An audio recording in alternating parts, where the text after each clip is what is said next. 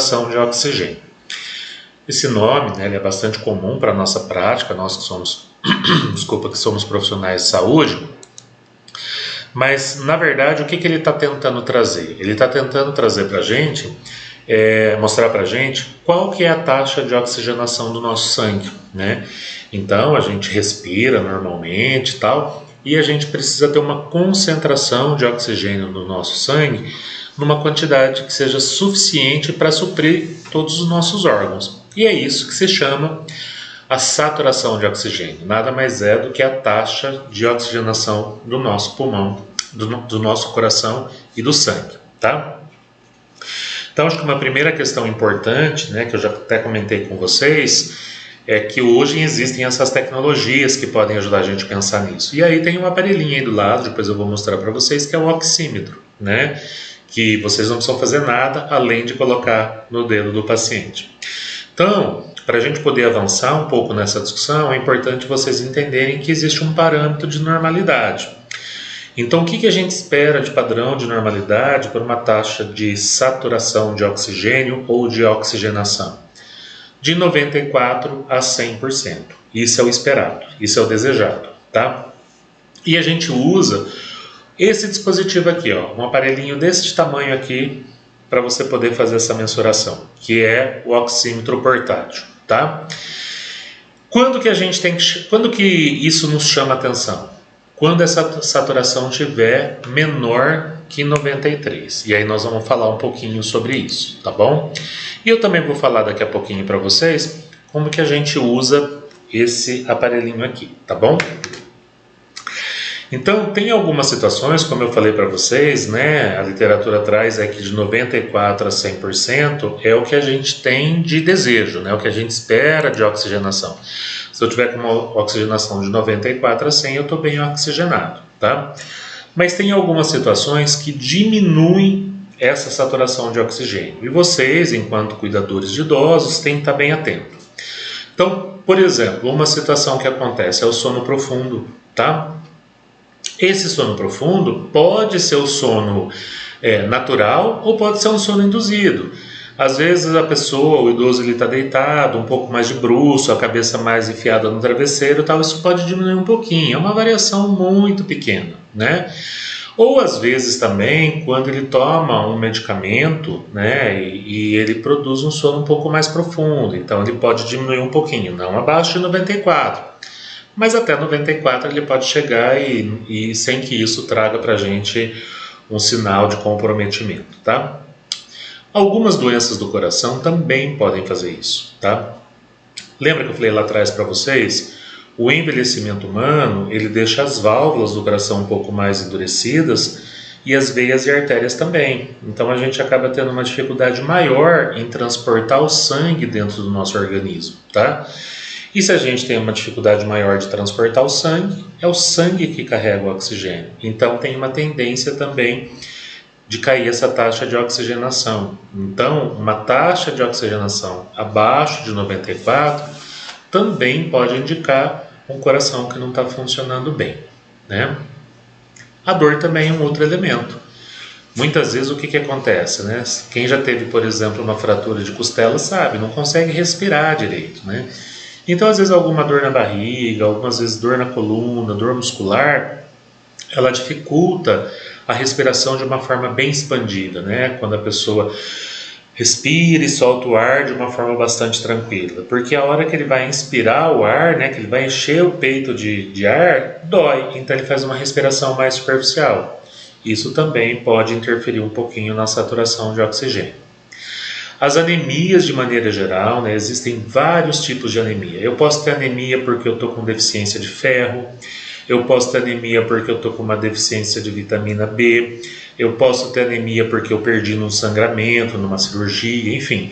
Vários são os motivos que me levam a ter uma anemia, mas se eu tenho anemia, eu tenho pouco sangue, pouca hemácia circulante, e é a hemácia que faz esse transporte de oxigênio. Então também vai ter uma diminuição de oxigênio circulante. Tem também aquelas condições que a gente chama de baixa saturação crônica, mais comum nos pacientes que são asmáticos ou nos pacientes com enfisema. Por exemplo, pessoas que fumaram a vida toda, tá? Então, pessoas que fumaram a vida toda, elas tiveram no decorrer da sua vida um processo de destruição gradativa das células do pulmão. Só que elas foram se adaptando a isso, tá? Então elas estão acostumadas a ter uma saturação de oxigênio de 92, 93, sem que tenha falta de ar propriamente dito. Então é importante a gente falar isso, porque às vezes vocês pegam um idoso que vocês vão cuidar, que durante uma vida toda fumou. Aí você pega uma saturação 93 e o paciente está bem, não tem queixa, não tem falta de ar, não precisa se preocupar, tá? E também a intoxicação por álcool ou alguns medicamentos. A gente pode pegar, né? A questão do alcoolismo, ela também pode estar associada ao envelhecimento, né? Pessoas que não se trataram, que são dependentes quimicamente do uso do álcool, eles podem sim, né? É só a gente tomar um porre que a gente vê como que a gente dorme de uma forma um pouco mais profunda. E o mesmo se traduz para a questão dos medicamentos de uma maneira geral. Então, são algumas situações que fazem com que essa saturação do sangue ela esteja diminuída, tá? Mas e se isso acontecer? Tá? Vocês podem falar assim, mas eu peguei um idoso lá, eu estou cuidando de um idoso, qual que é o parâmetro bom? Né? O parâmetro bom é esse de 94 a 100. Mas vocês podem até tirar alguma dúvida com o médico, porque às vezes o médico ele conhece muito bem o doente, sabe que ele tem algum outro tipo, o idoso, desculpa, sabe que ele tem algum tipo de comprometimento pulmonar, cardíaco, que essa saturação não vai passar de 93 ou 94. Então acho que é sempre importante, o padrão é de 94 a 100, mas se tiver essa informação do médico, ela ajuda de uma forma também bastante considerável, para você saber mais ou menos que parâmetro que você vai adotar. Se você não tem informação do médico, é de 94 a 100. O que a gente pode fazer para melhorar essa saturação? Né? Tem algumas coisas que a gente pode fazer. Uma delas é ajudar o paciente, estimular ele a colocar a secreção para fora, tá? O idoso, como eu falei, ele pode ter uma dificuldade de engolir, de deglutir, às vezes ele não tem a mesma força muscular para poder tossir, escarrar, jogar esse escarro para fora. Então a gente precisa estimular, falando, orientando esse idoso, colocando ele numa posição mais sentada, durante o banho, né? Para que ele possa fazer essa limpeza dos pulmões. Às vezes ele tem uma quantidade, aquela sororoca que a gente fala, e a hora que ele estimula a tosse, o que ele faz? Ele vai jogar aquele catarro para fora e vai melhorar. É lógico que logo depois da tosse, ele vai ter um pouquinho de aumento da frequência cardíaca, nós vamos falar isso aqui já já. Ele pode ter uma diminuição da saturação, mas coisa de 5, 10 minutos ele vai entrando de novo na normalidade e melhora a oxigenação do pulmão e dos tecidos, tá? Uma outra coisa que ajuda também é orientar o idoso para que ele tenha uma respiração lenta e profunda, tá? Porque às vezes uma das situações que levam também a essa diminuição da saturação são crises de ansiedade, e aí ele começa a respirar rápido, não oxigena bem. Então é muito importante que o idoso ele possa ter uma respiração um pouco mais lenta e tranquila, em torno de 18, 20, até 24 respirações por minuto, mas de uma forma que mais aprofundada, né? Que ele possa expandir bem o pulmão. Isso ajuda a reduzir a ansiedade e obviamente vai ajudar também a melhorar essa saturação de uma maneira geral. Às vezes esse idoso ele está deitado, ele está numa posição que não ajuda muito, então dá também para você elevar a cama, dá para você colocar ele sentado no sofá, numa poltrona, numa cadeira, porque isso ajuda o tórax expandir. Então você faz uma respiração profunda, o tórax expande melhor e aí a saturação também tende a melhorar, né? Uma outra coisa que é importante da gente observar é se esse idoso tomou algum remédio errado, né? Muitas vezes você está lá cuidando dele enquanto um cuidador, você chega de manhã, você coloca lá o oxímetro nele e você vê que ele está com uma saturação de 90, 91 e ele num sono profundo. De repente, na noite anterior, ele tomou uma dose errada de um ansiolítico, de um antidepressivo. Essas coisas são importantes da gente avaliar, né? Uma superdosagem, né? Tomou algumas gotas a mais, um comprimido a mais, se confundiu, ao invés de um, tomou dois, era para tomar um, tomou dois. Então, isso também é importante, porque se a gente identifica isso, situações mais simples, qual que é a tendência? Dele ir acordando e a saturação também melhorar. Se for uma quantidade exagerada de medicamentos, A gente precisa talvez até levar ele para o hospital.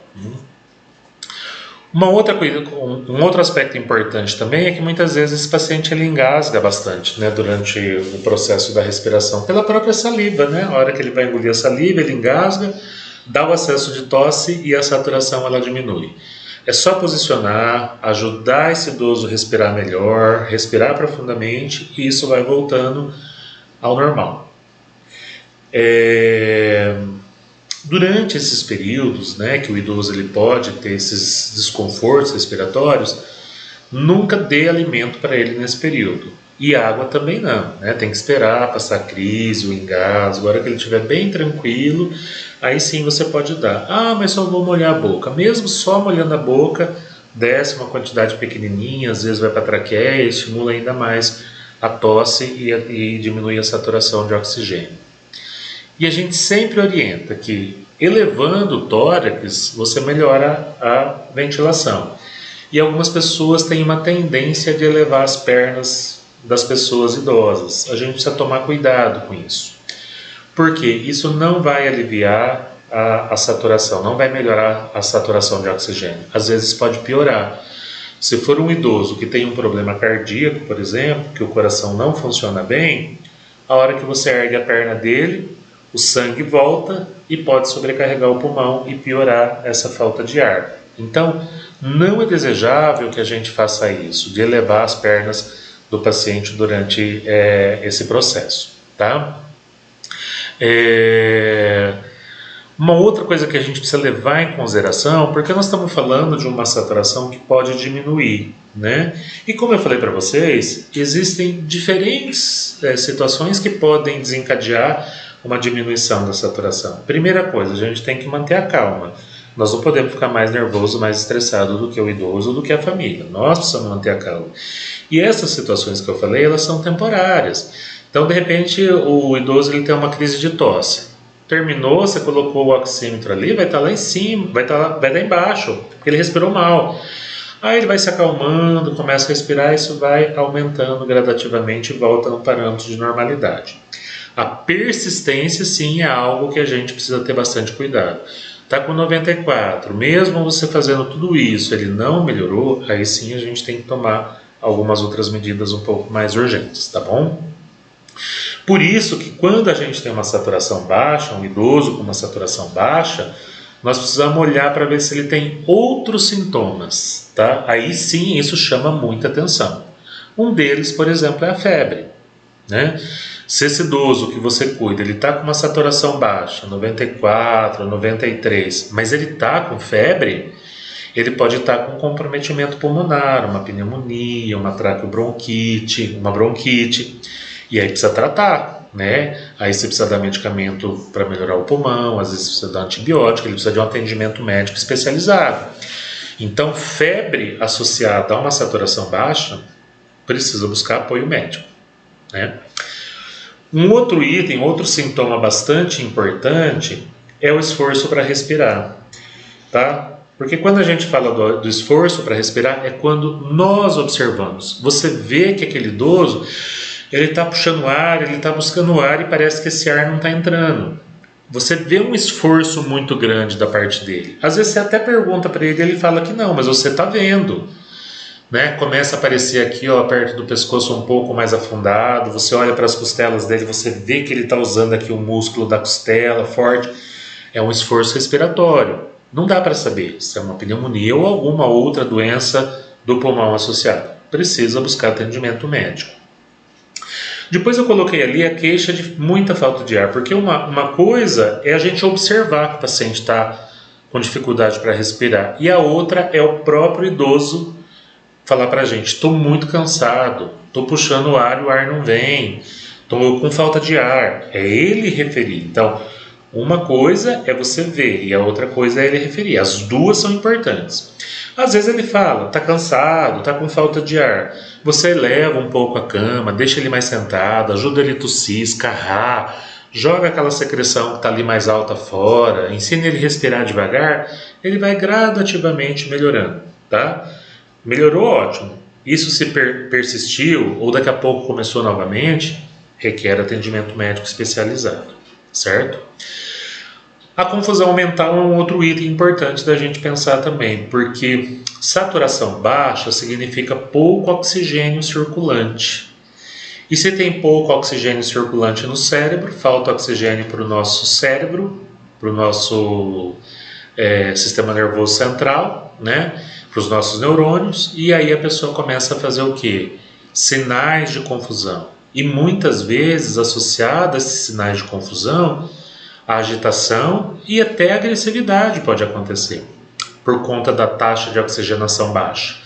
Então, ele não reconhece mais o ambiente que ele está, ele não reconhece as pessoas que estão ali, a família, muitas vezes ele não te reconhece, ele pode falar coisas sem nexo, enfim. Tudo isso demonstra o quê? Demonstra uma saturação de oxigênio que não foi adequada, tá? E aí, a partir disso, o que a gente começa a perceber? Né? Olha, eu preciso realmente cuidar de um outro jeito desse idoso. Eu identifiquei, tudo que eu fiz para melhorar não teve um resultado satisfatório, é o momento que você tem que realmente levar esse idoso para um atendimento de urgência, tá? Então, de 94 a 100 é o desejado, né? Menos que 94 começa a chamar a atenção, e de 91 a 93 já é um sinal de alerta importante. Menos que 90, o paciente já está no sofrimento respiratório bastante importante. Não tem como tratar isso em casa com todas as medidas que você já tem em casa. Você precisa procurar um serviço especializado, tá?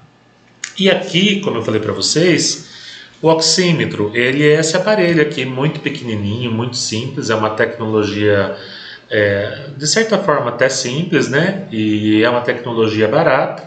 Você pode ter o seu enquanto cuidador de idoso, você pode andar com o seu o tempo todo, você pode pedir para a família comprar e ter exclusivo para aquele idoso.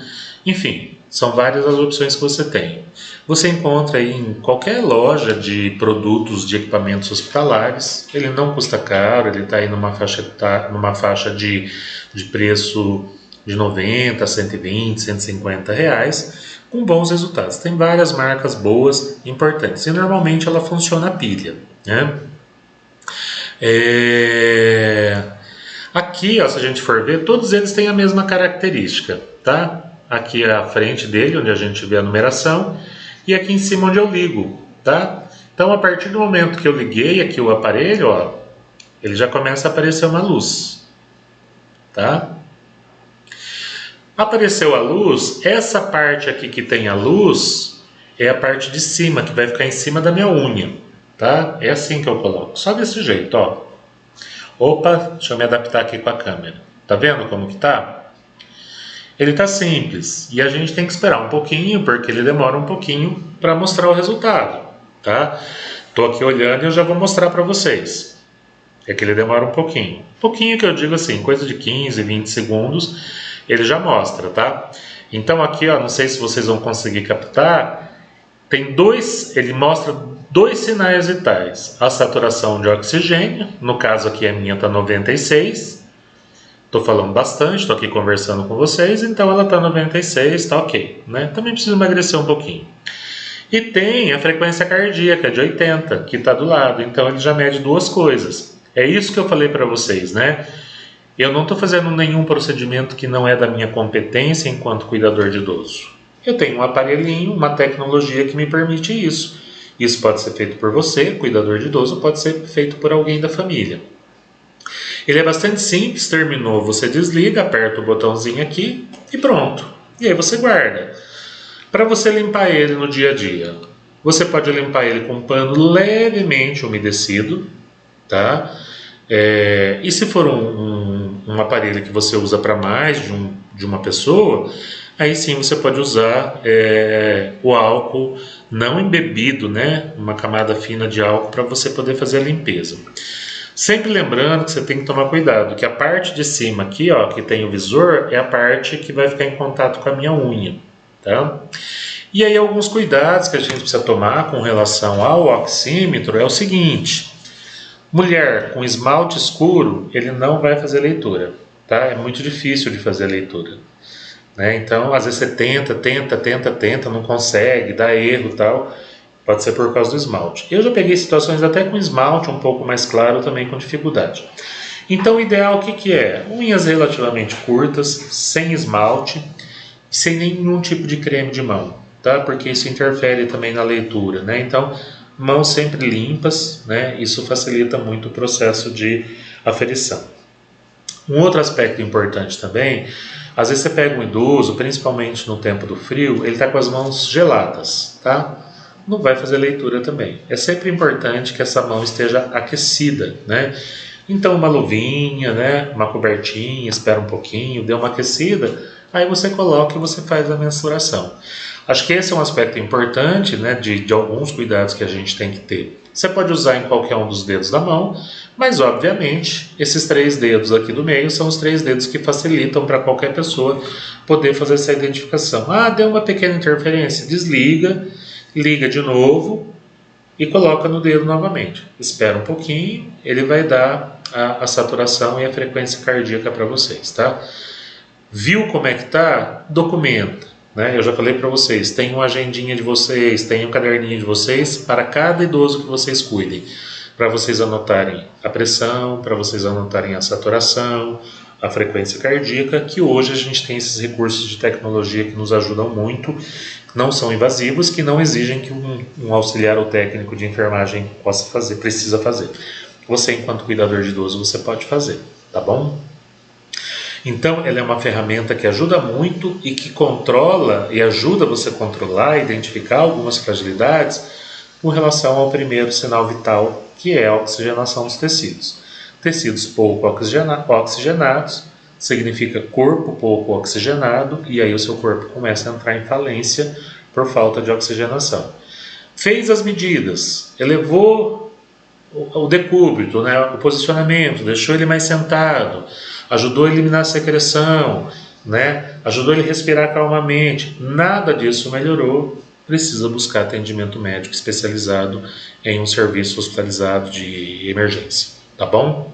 Espero que vocês tenham gostado e que isso ajude vocês a interpretarem o porquê que a saturação é tão importante e o que a gente tem que estar dentro daquilo que é fisiológico ou daquilo que é patológico, para a gente identificar precocemente uma complicação, para fazer a adoção de uma medida terapêutica mais rápida possível e evitar complicações aí para o idoso que a gente está cuidando.